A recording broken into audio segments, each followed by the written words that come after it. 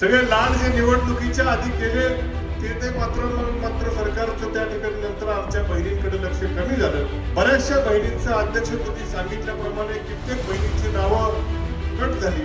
त्यामुळे माझ्या ज्या 18 वर्षाच्या भगिनी आहेत त्यांनाही माझं आव्हान आहे की हा तुमचा भाऊ तुमच्याकरता विधानसभेमध्ये त्या ठिकाणी तुम्हाला लवकरात लवकर हे पैसे कसे चालू होतील त्याकरता मुंबईतले भाऊने तुमचा राहुरीतला भाऊ त्या ठिकाणी भांडणारा त्या ठिकाणी सक्षम. 1 रुपयाच्या पीक विमा योजनेमध्ये एवढे पैसे इथं तुम्ही जे बसलेत ना सगळे तुमच्या सगळ्यांना त्या 1 रुपयाच्या पीक विमा योजनेमध्ये निवडणुकीचे 1 महिना अगोदर हजारोनी लाखोनी पैसे आलेले आहेत. पण माझा प्रश्न असा आहे की नंतर सरकार बदलल्यावर सरकार आलं त्यांचं परत 1 रुपयाची पीक विमा योजना बंद का केली? त्या 1 रुपयाच्या पीक विमा योजनेमध्ये खूप घोटाळे घातले लोकांनी, कुणालाही पैसे आले. अरे पण ज्यांनी घोटाळे घातले त्यांना पकडा ना, त्यांना धरा, त्यांना ईडी लावा त्यांना. मित्रांनो, या सबस्टेशनची इतकी दयनीय अवस्था होती की मी मंत्री असताना माझ्याच पार्टीतल्या लोकांनी जाऊन आंदोलन केलं तिथं. मलाही ते पाहून नाही आणि या सबस्टेशनची क्षमता आपण दुप्पट केली. माझ्या आमदारकीच्या कारकिर्दीमध्ये मी काय असं काय भूषण म्हणून सांगत नाही, पण मी सातत्याने प्रयत्न केले. 1250 कोटी रुपयाचा निधी हा जलसंपदा मंत्र्यांकडून मंजूर करून आणला आणि माझ्या आमदारकीच्या कालावधीमध्ये या तालुक्याच्या उत्तर भागात निळवंडीचं कालव्याचं काम पूर्ण होऊन आज पाणी त्या ठिकाणी वाहतंय. जेव्हा मी आमदार झालो मला तुम्हीच सांगा की 5ही वर्ष त्या वांबोरी चारीचं पाणी टेलपर्यंत काढायचं काम आपण केलं. पाथर्डी तालुक्याचं नाव खराब झाला, पण वांबोरी, कात्रड, गोंधळ तुम्ही जाऊन विचारा, पाणीच पाणी 5 वर्ष त्या ठिकाणी केलं. आता मात्र या वर्षी अशी परिस्थिती आहे की जेवढं हक्काचं रिझर्वेशनचं पाणी आहे त्याचं निम्म पण उचलू शकत नाही, अशी परिस्थिती आता सध्या आहे. तुमच्याशी संवाद साधण्याकरता, तुमची मतं जाणून घेण्याकरता मी इथं उभा आहे. मागच्या 2024च्या निवडणुकीमध्ये आपण मेजगावकरांनी मला काही प्रमाणात का होईना परंतु मताधिक्य दिलं. 19लाही बहुतेक दिलं होतं. म्हणजे अख्ख्या राज्यामध्ये वेगळी लाट असताना मात्र तुम्ही काही का होईना पण मला मतदान त्या ठिकाणी वाढीव दिलं. आपले त्या निमित्तानं आभार व्यक्त करतो. मागच्या निवडणुकीमध्ये सगळीकडे अख्ख्या राज्यामध्ये महाविकास आघाडीच्या उमेदवारांचा दारुण पराभव त्या ठिकाणी झाला. वेगळी वेगळी कारणं त्या ठिकाणी होती. मागच्या सगळ्या वक्त्यांनी सांगितलं की बाबा लाडकी बहीण योजनेसारखी योजना सरकारनं आणली. आम्ही देखील त्याचं स्वागत केलं. 1500 रुपये आमच्या माता भगिनींना देण्याचा निर्णय सरकारने घेतला. महाविकास आघाडीने आम्ही देखील त्याचं स्वागत केलं. उलट आम्ही सांगितलं होतं की आणखी जास्त वाढवून देऊ, पण कदाचित आपण त्या ठिकाणी विरोधी पक्ष आपल्या सगळ्या माता भगिनींना विषयाने प्रचार केला की बाबा आपण जर निवडून आलो तो योजना बंद होईल, असा प्रचार त्या समोरच्या लोकांकडनं राज्यामध्ये सगळीकडे झाला. आणि एकदमच नवीन योजना होती, ज्याने कुणी ज्या कुठल्या आमच्या भगिनींनी ऍप्लिकेशन केलं लगेच पास, कुणाचंच रिजेक्ट झालं नाही त्यावेळेस. अगदी आमच्याकडं राहुरीत मोठमोठे दुकानदार असतील, मी काय नावं घेत नाही, त्यांच्या बायकांनी केलं, करून तर बघू म्हटले, त्यांना आले 1,500 रुपये. म्हणजे ज्याने कुणी लाईनी लावून लावून बायकांनी त्या ठिकाणी अर्ज भरले. आम्ही देखील फॉर्म भरायला मदत केली. म्हटलं चांगलं होतंय बरा. लाईनीमध्ये जाऊन पाणी वाटलं आम्ही, सगळी बँकेच्या लाईनीत बायका उभ्या होत्या. आणि ठीक आहे, लाडक्या बहिणी शेवटी आता अपप्रचाराला काही बळी पडल्या असतील, काय झालं असेल, पण मात्र निवडणूक झाली आणि मग या ना त्या कारणाने बहिणींच्या, आमच्या लाडक्या बहिणी सगळ्या नंतर लाडक्याच्या विरुद्ध शब्द काय, हा दोडके न लाडक्या झाल्या. सगळे लाड जे निवडणुकीच्या आधी केले ते मात्र मग सरकारचं त्या ठिकाणी नंतर आमच्या बहिणींकडे लक्ष कमी झालं. बऱ्याचशा बहिणींचं अध्यक्ष तुम्ही सांगितल्याप्रमाणे कित्येक बहिणींची नावं कट झाली. मग मात्र दिसायला लागलं कुणाकडे 4 चाकी आहे का, कुणाकडे 2 चाकी आहे का, KYC करा, अमुक करा, तमुक करा. 25-30% बहिणींचे आमचे त्या ठिकाणी पैसे कट केले. आपल्या तालुक्यामध्ये संख्या आहे ती 27,000. 27,000. माझं या 27,000 लाडक्या बहिणींना आग्रह आहे की मागच्या वर्षी तुम्ही जेवढं मतदान केलं त्याचं एकदा तुमची फसवणूक समोरच्यांनी केलेली आहे, तेवढ्याने जरी परत मतदान उलट केलं तरी आपलं काम त्या ठिकाणी होतं. आणि ज्या बहिणी आमच्या लाभ घेत आहेत त्यांनाही 3-3, 4-4 महिन्यानंतर त्या ठिकाणी कधी कधी पैसे रेग्युलर येत नाहीत.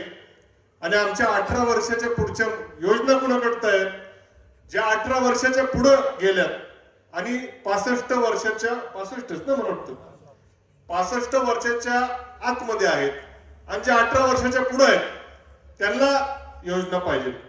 पण वर्ष 1.5 वर्ष झालं ज्यांचं वय 65च्या पुढे गेलं त्यांच्या बंद झालेले आहेत. बहुतेक नाही झालेले आहेत बंद. पण ज्यांचं वय 17 वरून 18 वर गेलं त्यांचं मात्र योजना चालू झालेली नाही. बघा ही लबाडी कशी.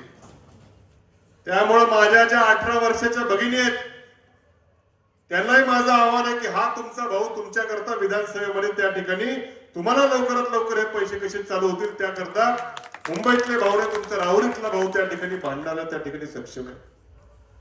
ज्यांचे पैसे वेळेवर येत नाहीत त्यांचे देखील पैसे वेळेवर येण्याकरता त्या ठिकाणी विधानसभेमध्ये जाऊन त्या ठिकाणी मांडायला हा तुमचा भाऊ त्या ठिकाणी सक्षम असणार. आणि म्हणून जे लाडक्या बहिणीच्या नावाखाली सरकारनं जे काय मागच्या वर्षी विषय केला, माझ्या सगळ्या लाडक्या बहिणींना आव्हान आहे की तुम्ही अपप्रचाराला बळी पडू नका. हे फक्त आता एकाच जागेची निवडणूक आहे, यांनी काय सरकारवर वगैरे काय बदल होत नसतो काय. त्यामुळे जे 2 भाऊ तिथं आहेत ते असणारच आहेत, त्यांना काही धोका पोहोचणार नाही. पण इथं हा एक भावाला तिकडे संधी द्या. निश्चितपणे तुमचे पैसे रेग्युलर कसे येतील, 18 वर्षाच्या आमच्या विद्यार्थिनी असतील त्याला पैसे कसे येतील याच्याकरता वरच्या 2 भावांना लढणारा हा भाऊ त्या ठिकाणी पाठवा. निश्चितपणे हा आणखीन लाडका तुमचा भाऊ त्या ठिकाणी एकदा प्रयोग करून बघा. मित्रांनो, हे झालं आमच्या बहिणींचं. आमच्या शेतकऱ्यासाठी 1 रुपयाची पीक विमा योजना ही सरकारने आणली होती की नाही मागची. 1 रुपयात पीक विमा योजना जवळपास खाली बसलेले जेवढे असतील शेतकरी सगळ्यांनी ते 1 रुपया भरायचा होता. 1 रुपयाच्या पीक विमा योजनेमध्ये एवढे पैसे इथं तुम्ही जे बसलेत ना सगळे तुमच्या सगळ्यांना त्या 1 रुपयाच्या पीक विमा योजनेमध्ये निवडणुकीच्या 1 महिना अगोदर हजारोनी लाखोनी पैसे आलेले आहेत. इथं तुम्ही बसले, तुमची जर बेरीज केली तरी एखाद्या मंत्रिमंडळाच्या खात्याचं बजेट होईल एवढी बेरीज निश्चितपणे होऊ शकेल. आता मला सकाळी कोणी सांगितलं, हा तुम्हाला किती आले? 2.25 लाख रुपये. आमचा ड्रायव्हर कुठे गेला? बरोबर आहे त्याला इकडे अरे इकडे लाजू नको. इकडे 3.5 लाख आले होते किसनराव जवरे इथं बसलेले 3.5 लाख रुपये आले. याच्या अगोदर कधी आलं ते किसनराव? आता 2 लाख रुपये. बघा बेरीज केली तर कोट्या. नाना तुझी किती जमीन आहे बाबा? 3 एकर तिकडं ना मांकाळ. तुझीच आहे बरं का. त्यांचं वाटत माझे याच्या नावावर घेतले. तुला किती आले पैसे? 75,000 रुपये. तुझ्या बायकोला किती आले लाडक्या बहिणीचे? हा ठीक आहे जाऊ बायकोच नको. आणि नुकसान झालं तर तुझं काय? काही नुकसान झालं नाही काय? त्याला काय शिक तुला मी बोललो होतो का आज बोलवणार असं काय नाही विषय काय तो नव्हता. पण म्हणजे ठीक आहे यावेत ना पैसे, चांगली गोष्ट आहे, आनंद आहे, काय प्रॉब्लेम नाही. 2 एकरच्या शेतकऱ्याला 75,000 रुपये आले, चांगली गोष्ट आहे, आनंद आहे आम्हाला. पण माझा प्रश्न असा आहे की नंतर सरकार बदलल्यावर सरकार आलं त्यांचं परत 1 रुपयाची पीक विमा योजना बंद का केली? आता आहे का 1 रुपयाची पीक विमा योजना? नाही. मागच्या खरीपाच्या पीक विम्याचे पैसे तुम्हाला आलेत का अजून? नाही. फक्त निवडणुकीच्या तोंडावरती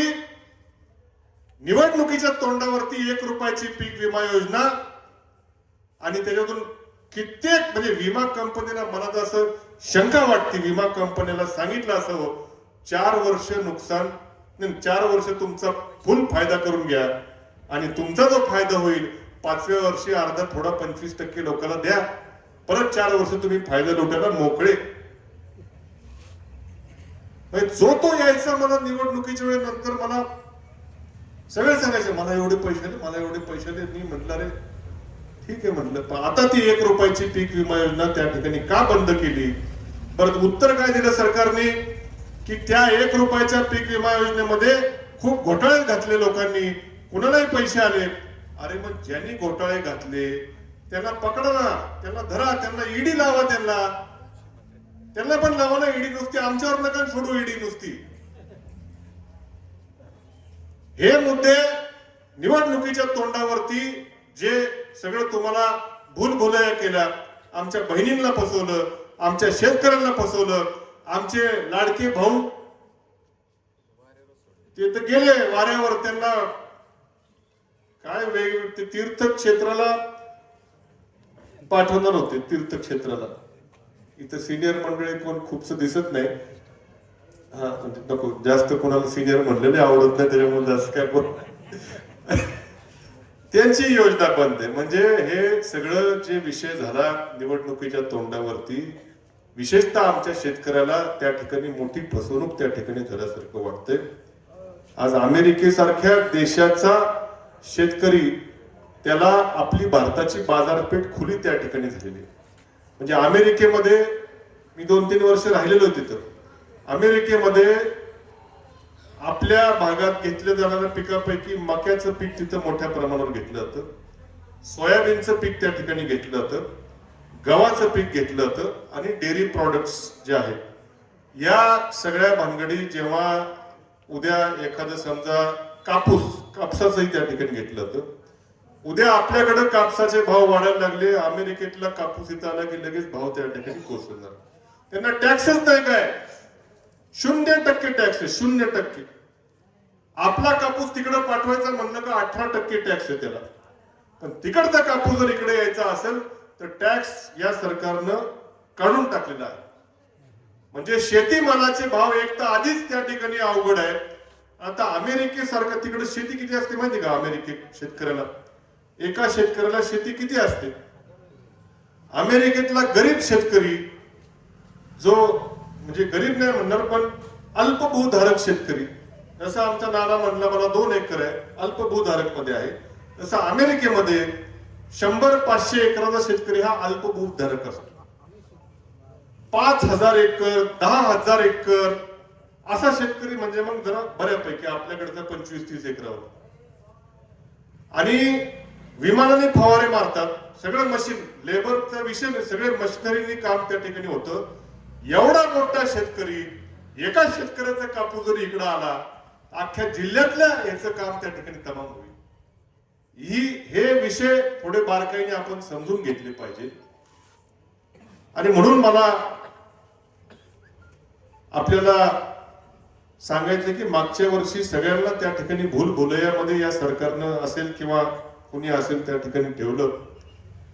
आणि आमच्या आदिवासी बांधवांसाठी आणि दलित समाजाच्या बांधवांसाठी देखील मला एक या ठिकाणी मुद्दा सांगायचा आहे की या महाराष्ट्र राज्याचे सामाजिक न्याय मंत्री, काय नाव त्यांचं, शिरसाट ना, संजय शिरसाट, त्यांच्या म्हणजे एक अशी बॅग पैशाची भरल्याचा व्हिडिओला तेच ना मला वाटतं,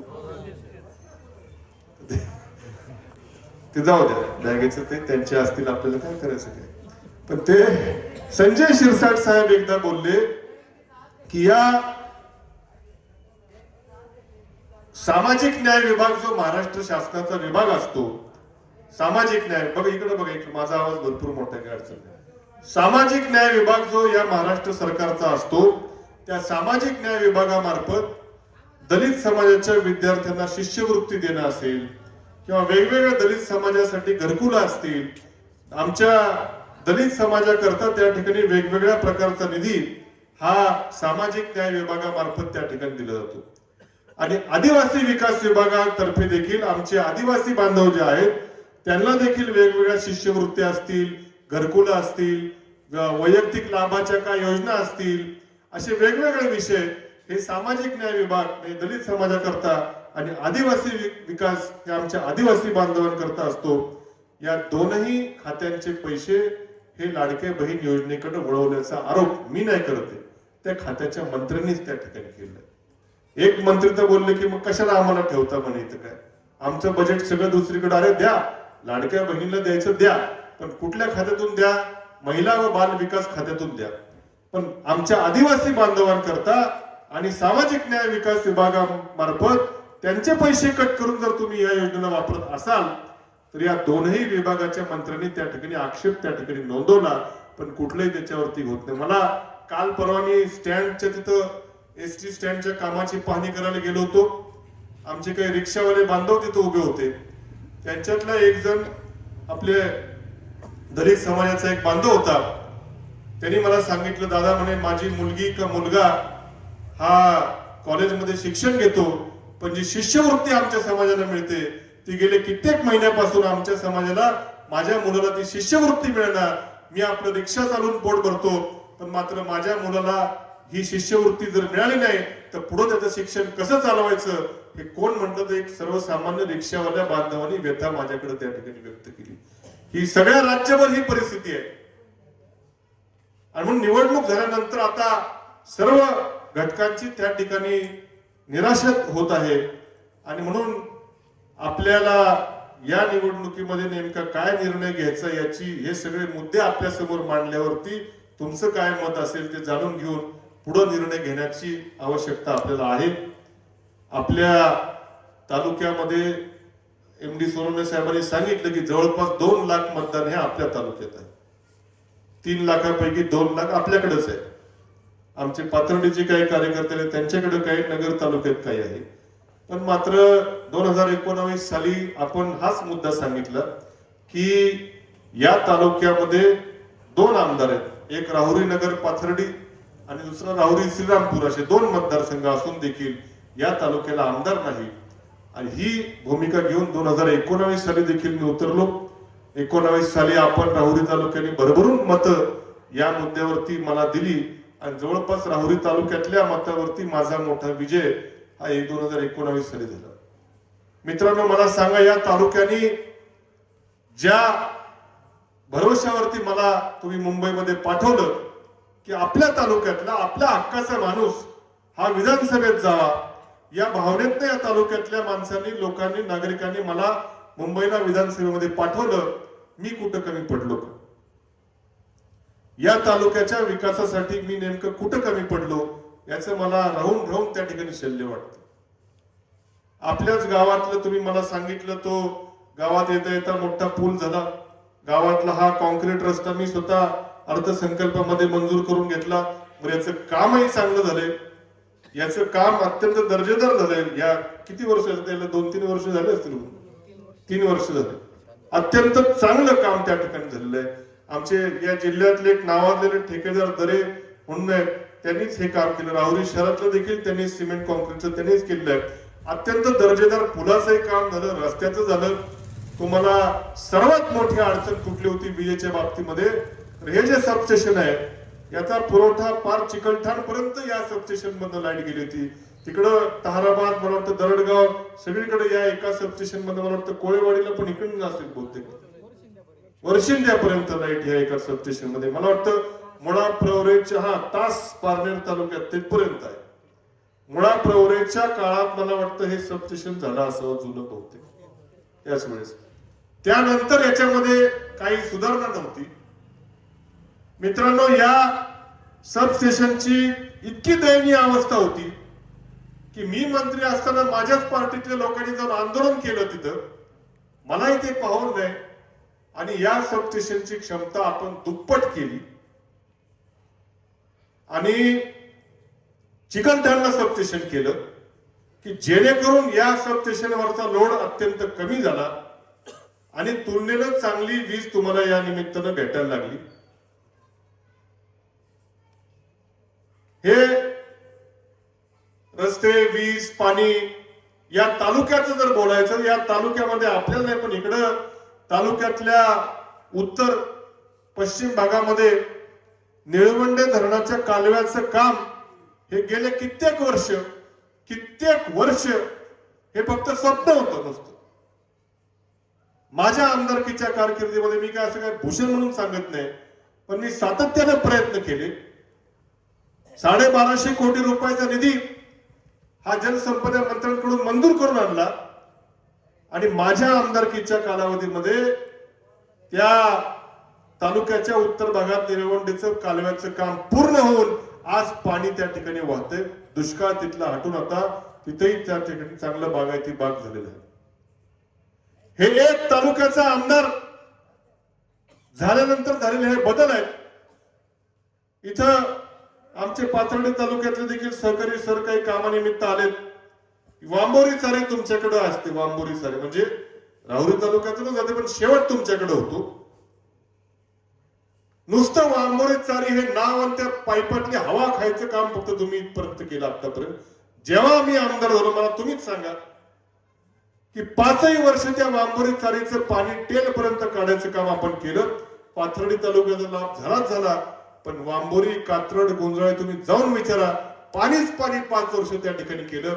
आता मात्र या वर्षी अशी परिस्थिती आहे की जेवढं हक्काचं रिझर्वेशनचं पाणी आहे त्याचं निम्म पण उचलू शकत नाही अशी परिस्थिती आता सध्या आहे. आणि आपण आमदार असताना मात्र पूर्ण क्षमतेनं 5 वर्ष पूर्ण क्षमतेनं पाणी त्या वांबोरी तरीचं वापरून काढलं. पाथर्डी तालुक्याला तर फायदा झाला पण सुरुवातीला गावं असल्यामुळे वांबोरी, कात्रड, गुंजाळ या तालुक्यातल्या गावांचं देखील मोठं त्या ठिकाणी पाण्याचा लाभ त्या ठिकाणी घेऊ शकलेले आहे. मग या तालुक्याचा आमदार झाल्यावरती 5 वर्ष या तालुक्यामध्ये काय काय अजून तर खूप सांगण्यासारखं आहे. पण जो तुम्ही विश्वास मला आपल्या तालुक्याचा आमदार म्हणून त्या ठिकाणी दाखवला त्या विश्वासाला पूर्णपणे पात्र राहून काम करण्याचा प्रामाणिक प्रयत्न केला.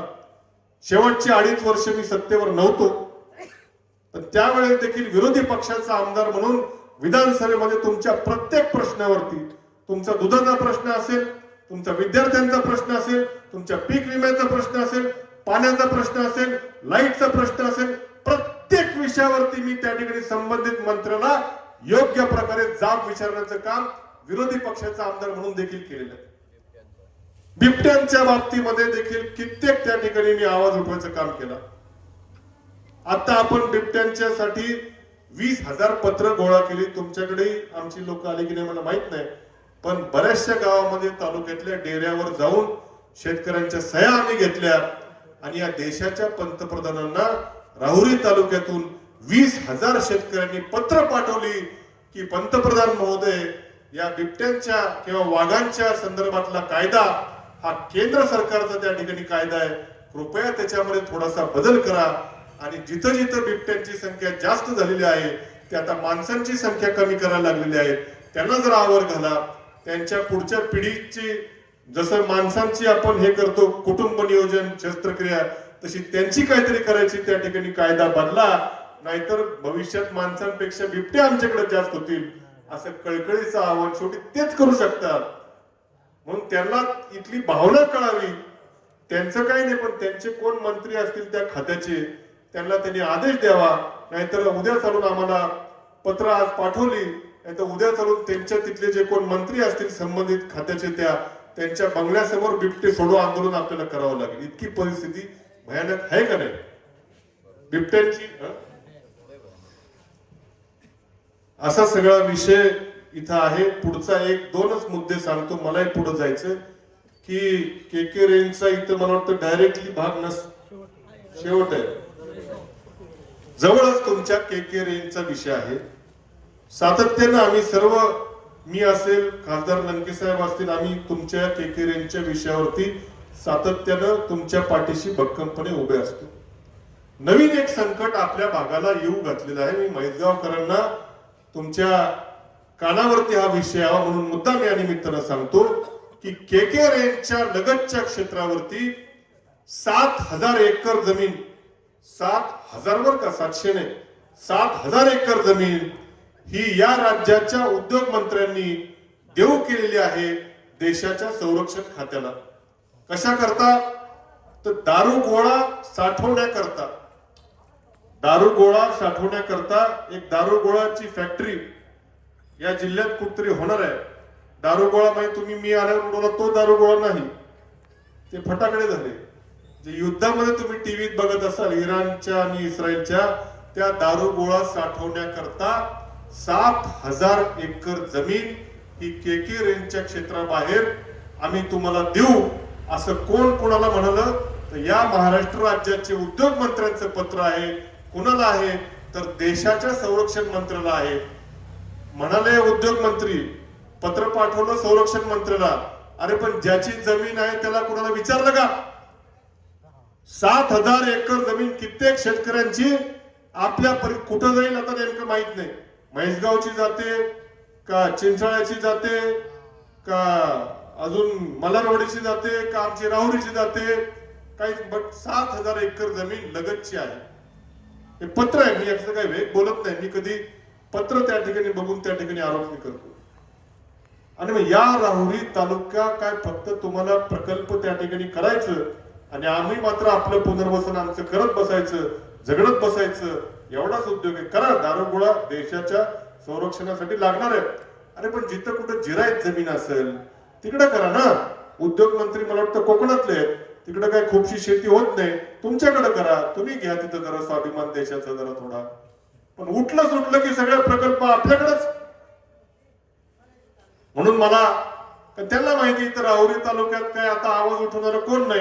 हे मागच्या वर्षीच आहे, 2025 मधलं पत्र आहे माझ्याकडे ते. आणि म्हणून मला या राहुरी तालुक्यातल्या जनतेला विश्वास द्यायचा आहे. उद्या चालून आपला निर्णय झाला निवडणुकीच्या याच्या संदर्भातला, तर इथला तालुक्यातला आमदार जर विधानसभेत झाला तर 1 इंच देखील जमीन त्या दारूगोळा फॅक्टरीसाठी त्या ठिकाणी साठवणुकीसाठी आपण जाऊ देणार नाही. मोठा संघर्ष उभारू, मोठ्या ताकदीने लढू. या तालुक्यातल्या शेतकऱ्यांच्या पोटा पाण्याच्या व्यवस्थेला धक्का लागणार नाही याची काळजी आपण निश्चितपणे घेऊ, एवढंच सांगतो. आणि शेवटचा मुद्दा की इथं आपल्या डॉक्टर तनपुरे ग्रामीण शिक्षण संस्थेचं विद्यालय आपल्याकडे इथं आहे. आमच्या वडिलांनी मोठ्या आपल्या परिसरावरती असलेला जीव असेल, प्रेम असेल, जिव्हाळा असेल, आपल्या मुलांना हायस्कूलचं शिक्षण कुठं करता लांब जावं लागू नये म्हणून आपल्या इथं अनुदानित विद्यालय उभं केलेलं आहे. परंतु मात्र मगाशी कोणीतरी सांगितल्याप्रमाणे विद्यार्थ्यांना 10वीची परीक्षा द्यायला मला वाटतं राहुरी कारखाना, राहुरी फॅक्टरी ना, सोनगाव, सातरळ किंवा राहुरी फॅक्टरी एवढ्या लांब त्या ठिकाणी जावं लागायचं. पेपरला उशीर झाला तर वर्षच गेलं ना. आणि म्हणून आपण मागच्या वर्षी प्रयत्न करून आपल्या SSC बोर्डाला विनंती करून पत्रव्यवहार करून आपलं केंद्र इथंच आता केंद्र झालेलं आहे. त्यामुळं दरडगाव असेल, म्हैसगाव, चेरी, चिकलठाण, कोळेवाडी, ताराबाद या सर्व लोकांकरता आता इथंच 10वीच्या मुलांची परीक्षा झाली का? 10वीची इथं पार पडलेली आहे. म्हणजे एकदम म्हणजे कमीत कमी 2 मुलांना तरी वर्ष वाचलं असेल, जायला पेपर लेट झाले नसल्यामुळे कधी. आणि म्हणून हे शेवटी आपल्या तालुक्याबद्दल आपल्याला त्या ठिकाणी कळवलंय. कदाचित मी म्हणत नाही, मी काय खूप काय लय मोठे देवे लावले असं मी म्हणणार नाही. काय मी माझ्या परीने कामं करायचं, मी कामं करण्यामध्ये एवढा गुंतून गेलो, दिवस रात्र माझ्या डोक्यामध्ये एवढाच विषय होता. मला थोडी धास्ती होतीच की 3 पक्षाचं सरकार आहे, कदाचित मध्येच गेलं तर आपल्याला वेळ कमी भेटेल म्हणून जास्तीत जास्त दिवस रात्र कष्ट करून या तालुक्याकरता आपल्याला काय जास्तीत जास्त आणता येईल याचा अहोरात्र विचार त्या ठिकाणी आपण करत होतो. पण कदाचित मी दुसऱ्या काही गोष्टीला कमी पडलो असेल, तुमच्या कुठल्या काही भावना माझ्याकडनं कदाचित काही दुखावल्या असतील, काही चुकलं असेल माझ्याकडनं, एखाद्याचा फोन कदाचित घेतला गेला नसेल, कुठेतरी एखाद्या मंत्र्याबरोबर कुठेतरी मीटिंग मध्ये असेल, कुठेतरी एखाद्याच्या सुखदुःखात कदाचित मला येता आलं नसेल, कुठेतरी अधिवेशनामध्ये बिझी असेल, परंतु याचा असा अर्थ नाही की काय माझं तुमच्यापासून खूप अंतर त्या ठिकाणी पडलं असं नाही. मनामध्ये आपल्या तालुक्यातल्या मतदारसंघातल्या जनतेविषयी अतोनात प्रेम आणि विशेषतः या भागाबद्दल तर आमच्या कुटुंबियांचा असेल, हे अत्यंत हा भाग इथला हा कायम आपल्या बरोबर राहण्याचं काम तुम्ही केलंय. पण जर मी कदाचित कुठं चुकलो असेल तर तीही माफी मी त्या ठिकाणी मागतो, मान्य करतो माझ्या काही चुका झाल्या असतील. कदाचित मी ओरडून तर काय कुणाला बोललो नसेल, पण कदाचित थोडंसं काय बघण्यात गडबडीत काय झालं असेल. राग येतो माणसाला की अरे मंत्री झाला त्याला बघितलं पण नाही माझ्याकडे, असं वाटणं साहजिकच आहे ना. पण तसं काय माझ्या मनात नव्हतं. जे कोण हसले त्यांच्याविषयी गरज झालेलं दिसतं, तसं काय नव्हतं. त्यामुळं तसं काय असेल तर मोठ्या मनाने थोडंसं मला माफ करा. काय चुका झाल्या असेल तर ते सुधारून घेईल. आणि आपल्या सर्वांचं तालुक्याभराचा हा सगळा दौरा झाल्यानंतर आणि पक्षाच्या नेतृत्वाशी चर्चा केल्यानंतर आपण योग्य तो निर्णय त्या ठिकाणी घेऊ, एवढंच या निमित्तानं आपल्या सर्वांना सांगतो. एवढा उशीर होऊन देखील तुम्ही मोठ्या संख्येने इथं आलात त्याबद्दल मनापासून सर्वांचं आभार व्यक्त करतो. धन्यवाद.